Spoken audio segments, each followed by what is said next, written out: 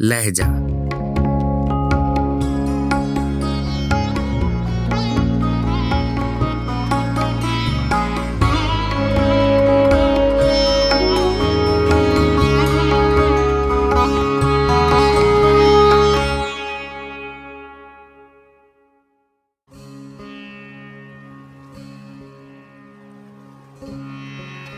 गजल जानिसार अख्तर, आवाज़ व पेशकश राहिल फारूक।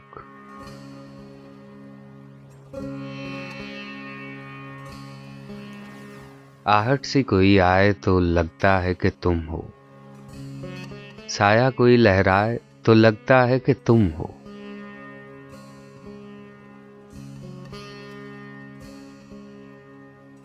जब शाख कोई हाथ लगाते ही चमन में शर्माए लचक जाए तो लगता है कि तुम हो।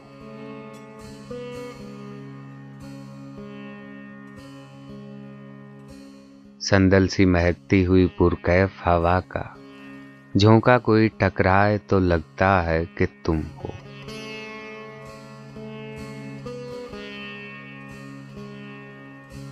ओढ़े हुए तारों की चमकती हुई चादर नद्दी कोई बल खाए तो लगता है कि तुम हो।